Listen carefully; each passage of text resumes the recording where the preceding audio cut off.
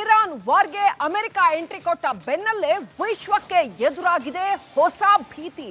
ಇದೆಲ್ಲಿ ಮೂರನೇ ವಿಶ್ವ ಯುದ್ಧಕ್ಕೆ ನಾಂದಿ ಹಾಡ್ಬಿಡುತ್ತೋ ಅನ್ನೋ ಆತಂಕ. ಹೀಗೆ ಮುಂದುವರೆದ್ರೆ ಇಡೀ ಜಗತ್ತಿನ ಕಥೆ ಏನಾಗತ್ತಪ್ಪ ಅಂತ ಈ ಒಂದು ಚಿಂತೆ ಜಗತ್ತನ್ನ ಕಾಡಿದೆ. ಇನ್ನು ಇರಾನ್ ಮೇಲಿನ ದಾಳಿಯ ಬಗ್ಗೆ ಡೀಟೇಲ್ಸ್ ಕೊಟ್ಟಿರೋ ಅಮೆರಿಕದ ಪೆಂಟಗನ್ ತನ್ನ B-2 ಬಾಂಬರ್ ಮೂಲಕ ಕೇವಲ 25 ನಿಮಿಷಗಳಲ್ಲಿ ಇರಾನ್ನ 14 ಬಂಕರ್ಗಳನ್ನ ಹೆಂಗೆ ನಾಶ ಮಾಡ್ತು ಅನ್ನೋ ಸಂಗತಿಯನ್ನ ಜಗತ್ತಿನೆದುರು ಬಿಚ್ಚಿಟ್ಟಿದೆ.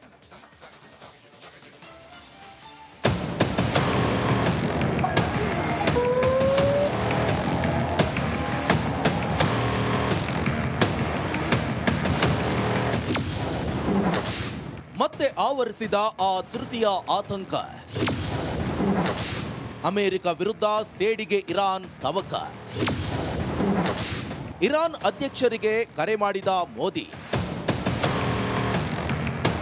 ಜಗತ್ತಿನಲ್ಲಿ ಮತ್ತೊಮ್ಮೆ ಆವರಿಸಿದೆ ಮೂರನೇ ಮಹಾಯುದ್ಧದ ಕಾರ್ಮೋಡ. ಇಸ್ರೇಲ್ ಇರಾನ್ ಯುದ್ಧಕ್ಕೆ ಯಾವಾಗ ದೊಡ್ಡಣ್ಣ ಅಮೆರಿಕ ಎಂಟ್ರಿ ಕೊಡ್ತೋ ಚೇಂಜ್ ಆಗಿದೆ ಸೀನ್. ಮೊದಲೇ ತಾಕತ್ತಿನ ಇಸ್ರೇಲ್ ಹೊಡೆತಕ್ಕೆ ನಲುಗುತ್ತಿದ್ದ ಇರಾನ್ಗೆ ಯಾವಾಗ ಅಮೆರಿಕ ಕೂಡ ಸರಿಯಾಗಿ ಭಾರಿಸಿತೋ ಈಗ ಅಕ್ಷರಶಃ ತಲ್ಲಣ.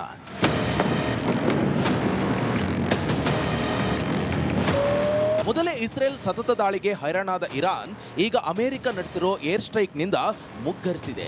ಕೆಳಗೆ ಬಿದ್ದಿದ್ರೂ ಅಮೆರಿಕ ವಿರುದ್ಧ ಇರಾನ್ನಲ್ಲಿ ಪ್ರತಿಧ್ವನಿಸಿದ್ದು ಸೇಡಿನ ಶಪಥ. ಇಲ್ಲಿ ನಿರ್ನಾಮ ಆದರೂ ಪರವಾಗಿಲ್ಲ, ಅಮೆರಿಕಾಗೆ ಒಂದೇ ಒಂದು ಡಿಚ್ಚಿ ಕೊಡಬೇಕು ಅನ್ನೋ ಧಾಟಿ ಈ ಇರಾನ್ನದ್ದು. ಹೀಗಾಗಿಯೇ ಮಾತುಕತೆ ಮೂಲಕ ವಿವಾದ ಬಗೆಹರಿಸಿಕೊಳ್ಳುವಂತೆ ವಿಶ್ವದ ಶಾಂತಿ ಪ್ರಿಯ ರಾಷ್ಟ್ರಗಳು ಇರಾನ್ಗೆ ಕೊಟ್ಟ ಸಲಹೆಗೆ ಅದು ಕೊಟ್ಟ ಉತ್ತರ. ಮಾತುಕತೆ ಆಮೇಲೆ ಮೊದಲು ಸೇಡು. ಅಮೆರಿಕ ಮೇಲೆ ದಾಳಿ ನಡೆಸೇ ತೀರೋದಾಗಿ ಅಬ್ಬರಿಸಿದೆ ಇರಾನ್.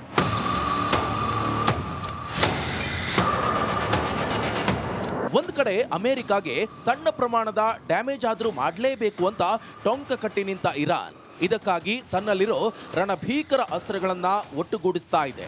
ಇಸ್ರೇಲ್ ಮೇಲೆ ಡ್ರೋನ್ಗಳ ಸರಣಿ ದಾಳಿ ನಡೆಸಿದೆ ಇರಾನ್. ಇಸ್ರೇಲ್ನ ಹಲವಾರು ನಗರಗಳ ಮೇಲೆ ಬ್ಯಾಲಿಸ್ಟಿಕ್ ಕ್ಷಿಪಣಿಗಳ ಸುರಿಮಳೆಗೈದಿದೆ ಇರಾನ್ ಸೇನಾಪಡೆ IRGC. 10ಕ್ಕೂ ಹೆಚ್ಚು ನಗರಗಳ ಮೇಲೆ ಭಯಾನಕ ಪ್ರತಿದಾಳಿ ನಡೆಸಿದೆ ಇರಾನ್. ಹೀಗಾಗಿಯೇ ಟೆಲ್ ಅವೀವ್, ಜೆರುಸಲೇಂ, ಹೈಫಾ ಪ್ರದೇಶದಲ್ಲಿ ಮೊಳಗಿದ್ದು ಸೈರನ್ ಶಬ್ದ.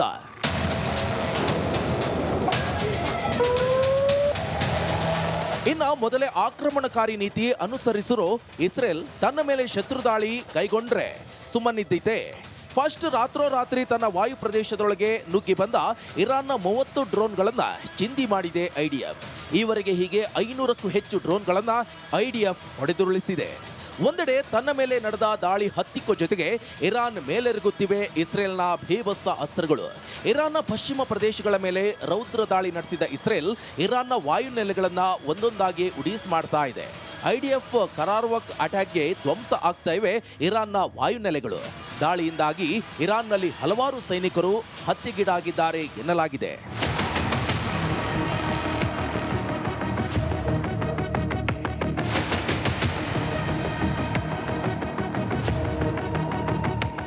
ಇಲ್ಲಿ ಇಸ್ರೇಲ್ ಮೊದಲು ವಾಯುನೆಲೆಗಳನ್ನೇ ಯಾಕೆ ಟಾರ್ಗೆಟ್ ಮಾಡ್ತಾ ಇದೆ ಅಂದ್ರೆ ಇರಾನ್ಗೆ ಪ್ರತಿದಾಳಿ ನಡೆಸೋಕೆ ವಾಯುನೆಲೆಗಳೇ ಇರಬಾರದು. ಇದಾದರೆ ಸಂಭವನೀಯ ವಾಯುದಾಳಿ ತಡಿಬಹುದು ಅನ್ನೋ ವಾರ್ ಪ್ಲಾನ್ ಇಸ್ರೇಲ್ನದ್ದು.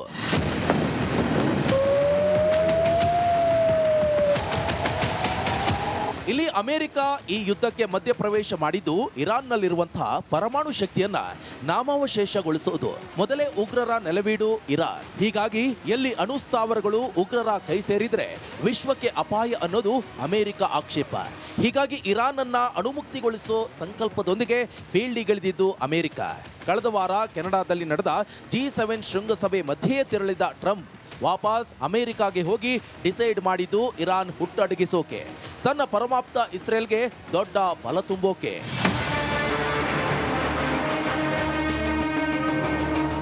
ಇನ್ನ ಇರಾನ್ನ 3 ಅಣುಸ್ಥಾವರಗಳ ಮೇಲೆ ಅಮೆರಿಕ ನಡೆಸಿದ ದಾಳಿಯಿಂದ ಕುದಿತಾ ಇದೆ ಇರಾನ್.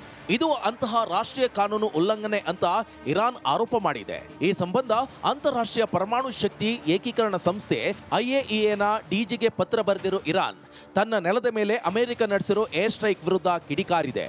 ಈ ಬಗ್ಗೆ ಅಮೆರಿಕ ವಿರುದ್ಧ ಕ್ರಮ ಕೈಗೊಳ್ಳಬೇಕು ಅಂತ ಯಾಚಿಸಿದೆ ಇರಾನ್.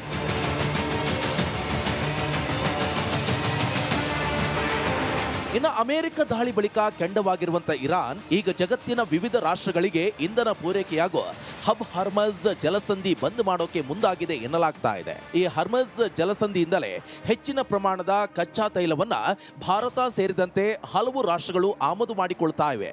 ಒಂದೊಮ್ಮೆ ಅಮೆರಿಕ ಮೇಲಿನ ಸಿಟ್ಟಿಗೆ ಇರಾನ್ ಈ ಜಲಸಂಧಿ ಬಂದ್ ಮಾಡಿದ್ರೆ ಭಾರತಕ್ಕೂ ಸಂಕಷ್ಟ. ಈಗಾಗಲೇ ಇರಾನ್ ಬೆದರಿಕೆ ಹಿನ್ನೆಲೆ ಜಲಸಂಧಿ ಭಾಗದಿಂದ ಈವರೆಗೆ 50ಕ್ಕೂ ಅಧಿಕ ಹಡಗುಗಳು ಸ್ಥಳಾಂತರ ಆಗಿವೆ.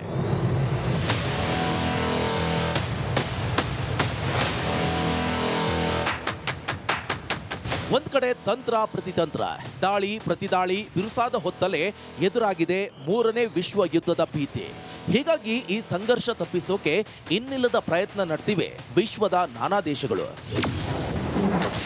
ಇರಾನ್ ಅಧ್ಯಕ್ಷರಿಗೆ ಮೋದಿ ಕರೆ. ಇನ್ನು ಅಮೆರಿಕ ಏರ್ ಸ್ಟ್ರೈಕ್ ಬೆನ್ನಲ್ಲೇ ಕ್ಷುದ್ರ ಗ್ರಹದಂತಾದ ಇರಾನ್ಗೆ ಸಂತೈಸೋ ಕಾರ್ಯ ಮಾಡಿದ್ದಾರೆ ಪ್ರಧಾನಿ ಮೋದಿ. ಈ ಸಂಬಂಧ ಇರಾನ್ ಅಧ್ಯಕ್ಷ ಮಸೈದ್ ಪೆಜೆಶ್ಕಿಯನ್ ಜೊತೆ ದೂರವಾಣಿಯಲ್ಲಿ ಮಾತುಕತೆ ನಡೆಸಿದ್ದಾರೆ. ಇರಾನ್ನ 3 ಅಣು ಸ್ಥಾವರಗಳ ಮೇಲಿನ ಅಮೆರಿಕ ದಾಳಿ ಬಗ್ಗೆ ಕಳವಳವನ್ನ ವ್ಯಕ್ತಪಡಿಸಿದ ಮೋದಿ ಶಾಂತಿ ಮಾತುಕತೆಗೆ ಮುಂದಾಗುವಂತೆ ಇರಾನ್ಗೆ ಸಲಹೆ ಕೊಟ್ಟಿದ್ದಾರೆ. ಮಧ್ಯಪ್ರಾಚ್ಯದಲ್ಲಿ ಇತ್ತೀಚೆಗೆ ಉಂಟಾದ ಸಂಘರ್ಷದ ಬಗ್ಗೆ ಆತಂಕವನ್ನ ಮೋದಿ ವ್ಯಕ್ತಪಡಿಸಿದ್ದಾರೆ. ಉದ್ವಿಗ್ನತೆ ಶಮನ, ಮಾತುಕತೆ ಹಾಗೂ ರಾಜತಾಂತ್ರಿಕತೆ ಹೀಗೆ ಸದ್ಯಕ್ಕೆ ಈ ಮೂರೇ ಅತ್ಯಗತ್ಯ ಅಂತ ಇರಾನ್ಗೆ ಹಿತವಚನೆ ಹೇಳಿದ್ದಾರೆ ನರೇಂದ್ರ ಮೋದಿ.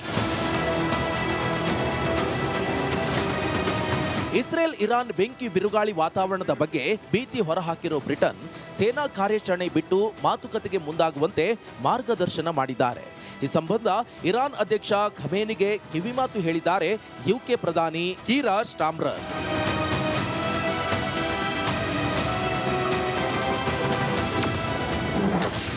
ನೆರವಿಗಾಗಿ ರಷ್ಯಾಗೆ ಇರಾನ್ ಮೊರೆ. ಒಂದ್ ಕಡೆ ಅಮೆರಿಕ ವಿರುದ್ಧ ಸೇಡಿಗೆ ಹಪಹಪಿಸಿರೋ ಇರಾನ್ ಈಗ ತನ್ನ ಮಿತ್ರರ ನೆರವು ಪಡೆಯುವ ನಿಟ್ಟಿನಲ್ಲೂ ಕಾರ್ಯತಂತ್ರ ರೂಪಿಸಿದೆ. ಇಸ್ರೇಲ್ ಹಾಗೂ ಅಮೆರಿಕ ವಿರುದ್ಧದ ಯುದ್ಧದಲ್ಲಿ ತನ್ನ ನೆರವಿಗೆ ಧಾವಿಸುವಂತೆ ಕೋರೋಕೆ ರಷ್ಯಾ ಅಧ್ಯಕ್ಷ ವ್ಲಾದಿಮಿರ್ ಪುಟಿನ್ ಭೇಟಿಗೆ ಮುಂದಾಗಿದ್ದಾರೆ ಇರಾನ್ ವಿದೇಶಾಂಗ ಸಚಿವ ಅಬ್ಬಾಸ್. ರಷ್ಯಾ ಚೀನಾ ಸಹಕಾರ ಕೊಟ್ರೆ ಅಮೆರಿಕ ಇಸ್ರೇಲ್ಗೆ ಪ್ರತ್ಯುತ್ತರ ಕೊಡಬಹುದು ಅನ್ನೋದು ಇರಾನ್ ಲೆಕ್ಕಾಚಾರ. ಆದರೆ ಅಮೆರಿಕದಂತ ದೈತ್ಯ ಶಕ್ತಿಯೇ ರಣರಂಗಕ್ಕೆ ಧುಮುಕಿರುವಾಗ ಇರಾನ್ ಪರ ನೇರ ಯುದ್ಧಕ್ಕೆ ರಷ್ಯಾ ಮುಂದಾಗುತ್ತಾ ಅನ್ನೋದೇ ಈಗಿನ ಕುತೂಹಲ. ಯಾಕಂದ್ರೆ ಮೊದಲೇ ಉಕ್ರೇನ್ ವಿರುದ್ಧ ರಷ್ಯಾ ನಡೆಸಿರುವಂತಹ ಯುದ್ಧ ಇನ್ನೂ ಅಂತ್ಯ ಕಂಡಿಲ್ಲ.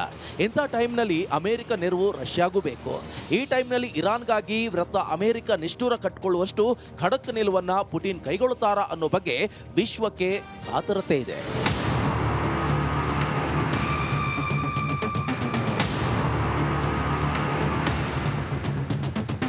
ಹಾಗೆ ಶರಣಾಗುವಂತೆ ಟ್ರಂಪ್ ಸೂಚನೆಯನ್ನ ಧಿಕ್ಕರಿಸಿರುವಂತ ಇರಾನ್ ಬದಲಾಗಿ ತಿರುಗೇಟನ್ನ ಕೊಟ್ಟೆ ತೀರೋದಾಗಿ ಎಚ್ಚರಿಕೆ ಕೊಟ್ಟಿದೆ.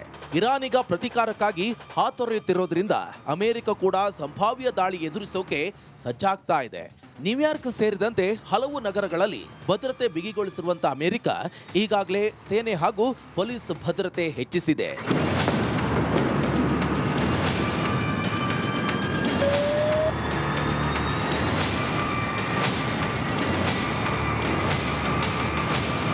ಒಟ್ಟಾರೆ ಇಸ್ರೇಲ್ ಅಮೆರಿಕ ಪಡೆ ವರ್ಸಸ್ ಇರಾನ್ ವಾರ್ನಲ್ಲಿ ನಿಜಕ್ಕೂ ಪರೋಕ್ಷವಾಗಿ ನಡುಕ್ತಾ ಇರೋದು ಇಡೀ ವಿಶ್ವ.